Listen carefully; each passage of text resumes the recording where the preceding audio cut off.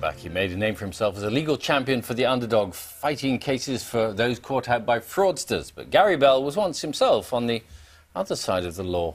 Well, now a barrister, famous for a daytime television show, The Legaliser.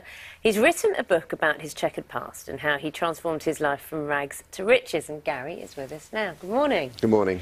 When you decided to write this book, did you actually sit back and go, my goodness, I've come from here to here in such a short space of time? Did it surprise you? Well, it wasn't a short space of time. It was nearly half a century.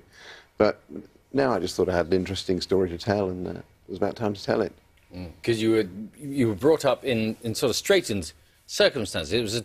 It was a tough childhood in the early years. It was in Nottingham, wasn't it? It was, yes, it was in Nottingham. And how poor was your background then at the time? Well, we were as poor as everybody else, really, living in St Anne's in Nottingham before it was condemned as a slum. Father was a coal miner, and yeah, we were poor but happy, I'd say. What made you write the book? What do you hope that people get out of it, other than just it being a really good yarn?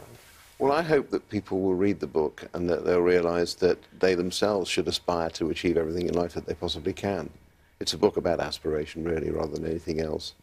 And to try and encourage people to not worry about failure, because you'll learn more from failure than you will from success. It's interesting that you've moved into the legal profession, and the journey through. If we told too much about it, I think we'd actually ruin the book. But growing up in Nottingham, listening to you, there's not much of an accent, of a Nottingham accent there. Was this imperative for you to be doing what you're doing? I don't think it was imperative, no. When I was at university, I decided I'd change my accent to make my sound more like a barrister, which I think was probably the wrong thing to do. I think in retrospect what I should have done is try to become a barrister and make barristers sound more like I used to. Well, you could always give them elocution lessons. Sort of. Well, I'll need them myself to get my Nottingham accent back. But you had... The most colourful phase of your life was about a 4-year period, wasn't it, between sort of 1976 and 1980? Yes, I think so. Where you learnt how to manipulate fruit machines, tried working as a miner and various other... I went through a succession of jobs which usually lasted between 1 and 5 days. Why were you so unsuccessful at that time? I was just useless at doing anything with my hands. Rubbish as a mechanic. I was scared of the dark, which didn't help if you're a coal miner. Still a bit scared of the dark, actually. I slept with the light on in the hotel last night. Did you? Well, on my own in the hotel. I get worried if I'm in the dark. But I just couldn't do anything. I couldn't hold down a job. I did hold down a job as a forklift truck driver for a couple of years. So your life could have been a complete and utter failure? Oh, well, I don't know about a failure. It could have been different. But yes, I suppose, well, at the time it wasn't failed. I went off to Europe in 1978 to try and find fame and fortune, and ended up in Salvation Army hostels in Rotterdam. So I wasn't doing very well. No. Let's give our audience an idea of where you are now. We've got a clip of your show, The Legaliser, here. Right. I've had an interesting life. Coal miner, forklift truck driver, bricklayer, factory production line worker, fireman.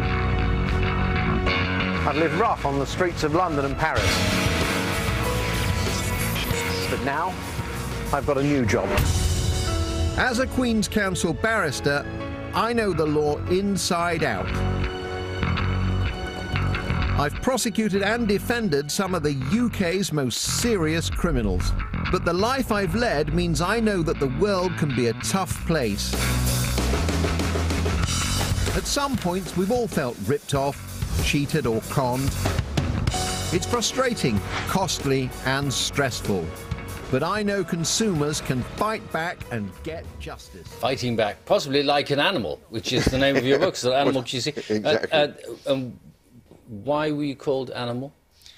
I like to think it's because I was a ferocious fighting man, but in reality it was my eating habits, I'm afraid.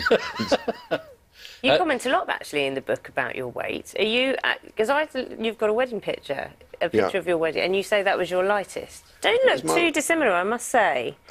I'm not looking good, I mean, they say that the camera puts pounds on you. No, I wasn't saying that at all. I was saying you don't look now too dissimilar to how you looked in your wedding picture, which you said you were at your lightest. When I say that everybody should not worry about failure, but carry on trying, diet is really one of the things that you have to keep trying at. I was determined when I saw myself on this programme a couple of years ago that I wouldn't look like Jabba the Hutt if I ever appeared on it again, and here I am again as Jabba Part 2, I'm afraid. Gary, good Not to see at you. all. Thanks very much. Thank you very Gary much. Bell's book is called Animal QC. It's out later this month. We'll be back tomorrow with you. Do enjoy your day. Bye-bye.